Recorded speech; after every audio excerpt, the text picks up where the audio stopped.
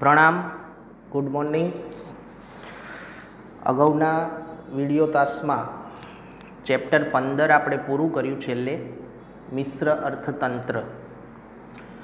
हवे फरी पाछा इतिहास में बीजू चैप्टर आपणे आजे शरू करवा जई रह्या छीए। हवे अहींथी आपणो विगतवार अभ्यास शरू थयो, मतलब सांस्कृतिक वारसानो ऊंडो परिचय अहींथी आपणा अभ्यास में आवशे। तो मित्रों, आ पहलो भाग गणवानो, जेमां आपणे हस्तकलाओ अने ललित कलाओ भणवानी छे। सांस्कृतिक वारसानी परंपराओ जेना भागरूपे हस्तकलाओ अने ललित कलाओ चैप्टर 2 में आपणे शीखवाना छीए। तो बोर्ड परीक्षा में आ चैप्टरनो गुणभार 3 मार्क्सनो रहेशे अने साथे साथे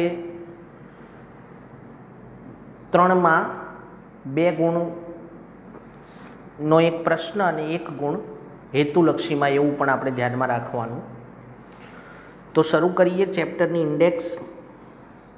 प्रकरण 2 भारतनो सांस्कृतिक वारसो परंपराओ हस्तकला अने ललित कला। इंडेक्स जोजो ध्यानथी, सचित्र तमने आपेलू छे। तो हस्तकलाओ आपणा प्रकरण में पहला आपणे समजवाना छीए। माटीकाम कला, वणाट कला, भरत गूंथण कला, चर्म उद्योग, हीरा मोती काम अने मीना कारीगरी, जरी काम, धातु काम, काष्ठकला, जड़तर, अकीक, चित्रकला। तो आ जे यादी मित्रों आपणे जोई ए बधी ज हस्तकलाओ हती।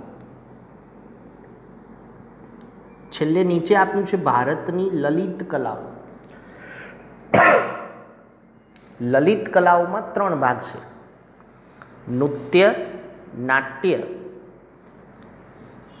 अने संगीत।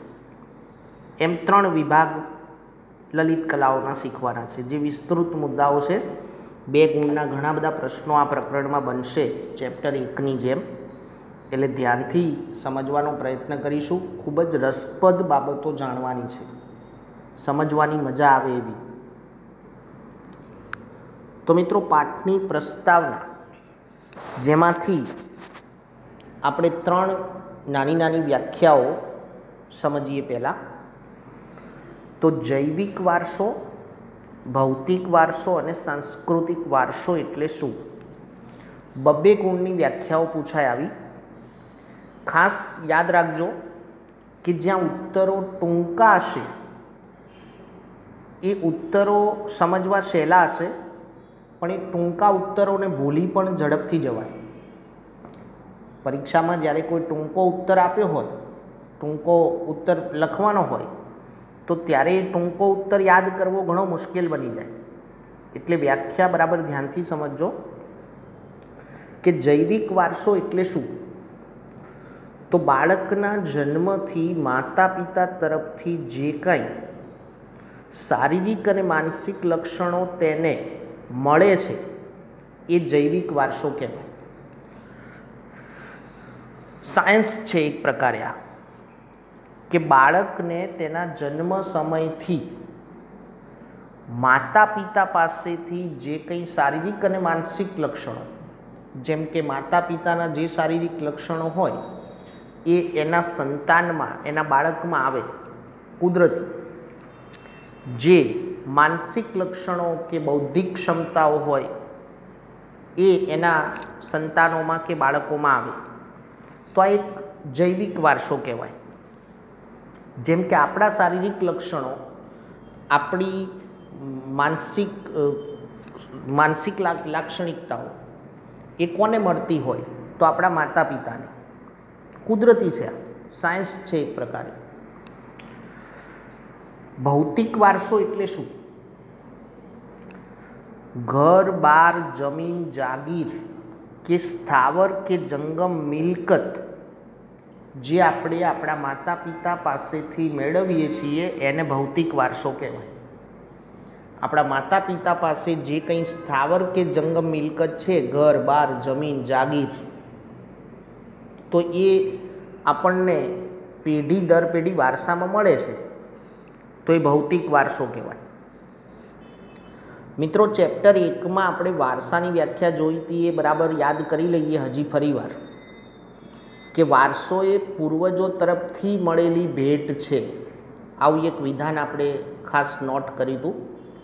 બીજી રીતે એવું પણ કહ્યું હતું કે વારસો એ આદાન પ્રદાનની પ્રક્રિયા છે, સતત ચાલતી. અને ત્રીજી રીતે એવું પણ કહેવાય કે વારસો એ કોઈ પણ માનવ સમાજની એક આગવી ઓળખ છે. કોઈ પણ માનવ સમાજની ઓળખ શેના આધારે નક્કી થાય? તો વારસાના આધારે. ચેપ્ટર 1માં જે આપણે સાંસ્કૃતિક વારસાની વ્યાખ્યા જોઈ હતી એ ફરીવાર રિપીટ થાય છે. જુઓ, સાંસ્કૃતિક વારસો એટલે શું? તો માનવીએ પોતાની બુદ્ધિશક્તિ, આવડત, કલા કૌશલ્ય દ્વારા જે કંઈ મેળવ્યું, કોની પાસેથી? પોતાના પૂર્વજો પાસેથી અથવા પૂર્વગામી પેઢી પાસેથી, કે પછી સર્જન કર્યું કે સર્જ્યું, તેને સાંસ્કૃતિક વારસો કહેવાય. ઘણી બધી બાબતો આપણે આપણા પૂર્વજો પાસેથી મેળવેલી છે અને એમાં ફરી પાછું આપણે આપણી બુદ્ધિશક્તિનો કે આવડત કે કલા કૌશલ્યનો ઉપયોગ કરી અને એ સાંસ્કૃતિક વારસાની વિભિન્ન બાબતો આપણે આવનારી પેઢીને શું કરવાના છીએ? આપવાના છીએ. એટલે આ પ્રમાણે વારસો એ પેઢી દર પેઢી ચાલતી પ્રક્રિયા છે. સાથે સાથે એક માનવ સમાજની ઓળખ છે એવું કહી શકાય. મિત્રો, પ્રશ્ન એ થાય કે આપણે આ બધું શા માટે શીખવાનું, શા માટે આ બધું સમજવાનું? આપણી પ્રાચીન હસ્તકલાઓ કે લલિત કલાઓ આજે આપણે શા માટે યાદ કરવાની? તો આ અભ્યાસ ખાસ એટલા માટે અગત્યનો છે કે આપણા ભવ્ય સમૃદ્ધ સાંસ્કૃતિક વારસાની ઘણી બધી બાબતો આપણે વિસરી ગયા છીએ, આપણે ભૂલી ગયા છીએ, જે વિશેનું આજે કદાચ આપણને ઘણું બધું યાદ નથી. પણ આપણે આ અભ્યાસ કરીશું ત્યારે આપણને ખ્યાલ આવશે કે ખરેખર આપણો વારસો અને આપણી સંસ્કૃતિ કેટલી ભવ્ય છે, આપણો વારસો કેટલો સમૃદ્ધ છે એ આપણને ખ્યાલ આવશે. એનું ગૌરવ આપણે અનુભવી શકવાના. આજે જેમ એમ કહું કે રૂપિયાના સિક્કાનું જેટલું મહત્ત્વ છે આપણું ચલણી નાણું, એના કરતાં પણ વિશેષ મહત્ત્વ પ્રાચીન સમયમાં રાજા મહારાજાઓ દ્વારા બહાર પાડવામાં આવતી મુદ્રાઓનું હતું. મુદ્રાઓ, સોના મહોર, સિક્કાઓ કહીએ, મુદ્રાઓ એટલે. તો એવી ઘણી બધી વિશેષતાઓ આપણા સાંસ્કૃતિક વારસાની આપણે ભૂલી ગયા છીએ. અને આપણે જે સમૃદ્ધ સાંસ્કૃતિક વારસાનું સર્જન કર્યું છે એ ફક્ત આપણી સંસ્કૃતિને ભેટ છે એવું નથી, સમગ્ર વિશ્વને આપણે ભેટ આપી છે. એનું તાજેતરનું તમને ઉદાહરણ આપી દઉં. આવતીકાલે 21 જૂન, હવે 21 જૂન વિશ્વ યોગ દિવસ, જે સમગ્ર વિશ્વને કોણે સમજાવ્યું? ભારતે. એ વિશ્વ યોગ દિવસની ભેટ કોણે આપી? ભારતે. આયુર્વેદ, યુનાની ચિકિત્સા, આ બધી વાત કરી આપણે પહેલા ચેપ્ટરમાં. તો એ બધી વિચાર શાખાઓ, એ બધું તત્વચિંતન સમગ્ર વિશ્વને આપણે ભેટ આપ્યું છે. તો મિત્રો, આવી ઘણી બધી બાબતો જે આપણા અભ્યાસમાં આપણે ખૂબ જ રસપ્રદ રીતે શીખવાના છીએ. આગળ થોડી પ્રાસ્તાવિક વાત જુઓ કે ભારતની મુખ્ય હસ્તકલા કારીગરીના નામ જણાવો. ફક્ત નામ જણાવવાનું કીધું છે. આપણે કોઈ ગોખણપટ્ટી કરવાની નથી. પાઠ આખો સમજીશું એટલે આ નામ તો યાદ રહેવાના જ છે. માટીકામ, વણાટકામ, ધાતુકામ, ભરત ગૂંથણ, ચર્મ ઉદ્યોગ, મોતીકામ, જરીકામ, અકીકકામ, કાષ્ઠકલા. હું એવું માનું છું કે આ કેટલાક શબ્દો તો તમે પહેલી વખત સાંભળી રહ્યા છો, પણ એ શબ્દોનો અર્થ શું થાય અને એ હસ્તકલા કેવી હોય એની ઓળખ આપણે વિગતવાર દરેક મુદ્દામાં જોવાના છીએ. તો પહેલો મુદ્દો શરૂ કરીએ આજનો આપણે, કે પ્રાચીન ભારતના વારસાની માટીકામ કલા સમજાવો. માટીકામ કલા આજે કદાચ બહુ ભાગ્યે જોવા મળે છે. આ હસ્તકલા અમુક પ્રદેશો પૂરતો આપણને ખ્યાલ આવે છે આ માટીકામ કલાનો. અમુક પ્રદેશોમાં એ પરંપરા જળવાઈ રહી છે.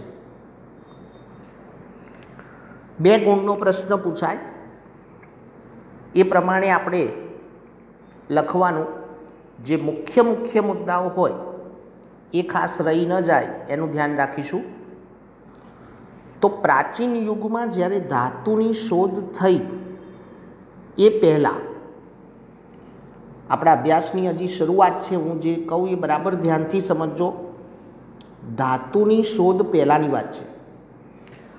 હવે ધાતુનો ઉપયોગ આપણે ક્યારથી શરૂ કર્યો? તો અંદાજિત સમય એવો કહેવાય છે કે 10મી 11મી સદી. કયો સમય?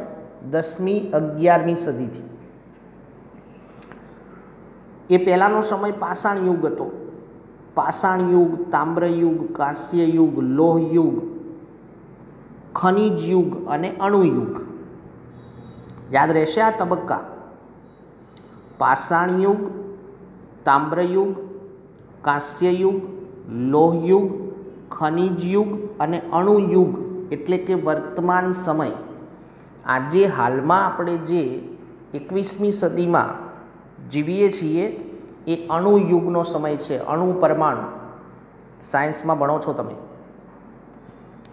તો જ્યારે ધાતુની શોધ નહોતી થઈ એ પહેલાં માટીમાંથી બનાવેલા પાત્રોનો ઉપયોગ કરતા હતા. માટીનું વિશેષ મહત્ત્વ હતું. વ્યક્તિના જન્મથી લઈ અને મૃત્યુ સુધીનું આખું જીવન માટીની આસપાસ જ પસાર થતું એવું કહેવાય. તો એ સમય માટીમાંથી શું તૈયાર કરવામાં આવતું? જેમ કે રમકડા, ઘડો, ઘોડિયું, કુલડી, માટલી, ચૂલો, ઈંટો, આ બધું જ માટીમાંથી તૈયાર થતું. અને આ બધા પાત્રો બનાવવા એ એક કૌશલ્ય હતું, એ એક કલા હતી. જેમ કે અનાજ સંગ્રહ કરવાની નાની મોટી કોઠીઓ પણ માટીમાંથી બનતી. આજે આપણે ધાતુનો ઉપયોગ કરીએ છીએ, એલ્યુમિનિયમ કે સ્ટેનલેસ સ્ટીલ. પહેલાંના સમયમાં અનાજ સંગ્રહ કરવાના જે પાત્રો, કોઠીઓ હતી એ માટીમાંથી તૈયાર થતી.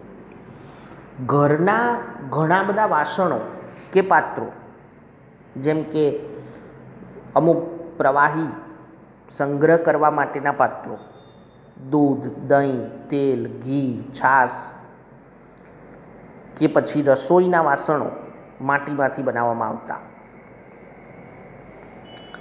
આજે ક્યાંક આપણને ગ્રામીણ સંસ્કૃતિમાં આ બધું જોવા મળી જાય. આપણી શહેરી જીવનશૈલીમાં બહુ ઓછું જોવા મળે. ગામડાના બધા જ ઘરોની દિવાલો કે જેને માટી અને છાણનું મિશ્રણ કરીને લીપવામાં આવતી, એટલે મકાનો પણ માટીમાંથી બનતા. માટી અને છાણમાંથી લીપણ કરવામાં આવતું. હવે એનો પુરાવો જોઈએ, કેટલીક એની વિશેષતાઓ જોઈએ કે આ બધા પાત્રો કે આ બધી ચીજ વસ્તુઓ કેવી રીતે બનતી. તો ભારત પ્રાચીન સમયથી કાચી અને પકવેલી માટી, ટેરાકોટા, શોર્ટ ક્વેશ્ચન છે, આ શબ્દ યાદ રાખજો, કે પકવેલી માટીને શું કહેવાય? તો ટેરાકોટા. એટલે કાચી માટીમાંથી કેટલાક પાત્રો બનતા અને કેટલાક પકવેલી માટીમાંથી. તેમજ વસ્તુઓ બનાવવા માટે જાણીતું છે, ચિત્રોમાં જોઈ શકાય છે. આ બાબતનો પરિચય, એનો પુરાવો, એનું સાતત્ય આપણને ક્યાંથી જોવા મળ્યું?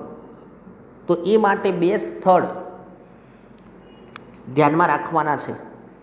દક્ષિણ ભારતમાં તેલંગાણાના નાગાર્જુન કોંડા, આંધ્રપ્રદેશમાંથી જે રાજ્ય છૂટું પડ્યું તેલંગાણા, એનું સ્થળ છે નાગાર્જુન કોંડા.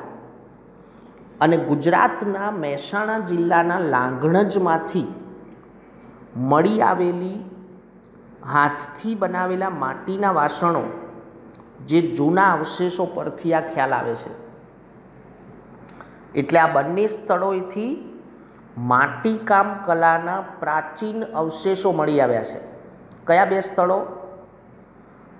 દક્ષિણ ભારતમાં તેલંગાણાના નાગાર્જુન કોંડા અને ગુજરાતમાં મહેસાણા જિલ્લાના લાંઘણજમાંથી જે અવશેષો મળ્યા એ ઉપરથી માટીકામ કલાનો પ્રાચીન આપણને ખ્યાલ આવે છે.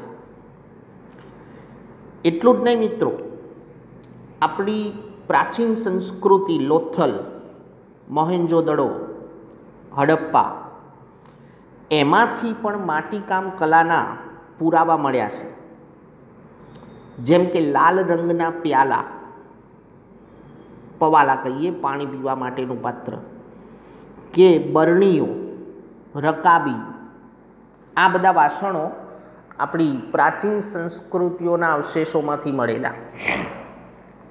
હડપ્પા, મોહેન્જોદડો કે લોથલમાંથી. આ બધા પાત્રો શેના ઉપર તૈયાર થતા? તો કુંભારનો ચાકડો, જે પ્રથમ યંત્ર ગણી શકાય. માટીકામ માટેનું પ્રાચીન ભારતનું પ્રથમ યંત્ર માનવામાં આવે છે, કે જેના ઉપર આ બધા પાત્રોને સુંદર આકાર આપવામાં આવતો. તો મિત્રો, આ પ્રમાણે આપણે પ્રકરણ 2ની પ્રાસ્તાવિક સમજ મેળવી આ વિડીયોમાં, અને એક હસ્તકલા આ વિડીયોમાં આપણે સમાવી છે, માટીકામ કલા, જે 2 ગુણનો પ્રશ્ન છે. અને ઉપર જે વ્યાખ્યાઓ આપણે જોઈ, જૈવિક વારસો, ભૌતિક વારસો અને સાંસ્કૃતિક વારસો, તો એના પણ 2-2 ગુણ રહેશે. મારે આજે તમને ખાસ એ વાત કરવી છે કે હાલની આ પરિસ્થિતિમાં ઘણા વિદ્યાર્થીઓ કદાચ મૂંઝવણમાં છે. મિત્રો, ગભરાવાની કોઈ જરૂર નથી. તમારા માટે ઉપરથી એક સુવર્ણ તક છે આ, કે હાલ તમારો શાળાકીય અભ્યાસ બંધ છે, મતલબ સ્કૂલે જવાનું નથી.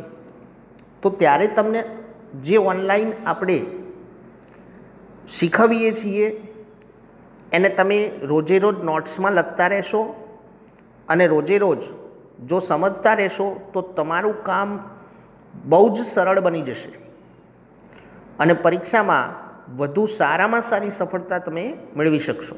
પ્રણામ.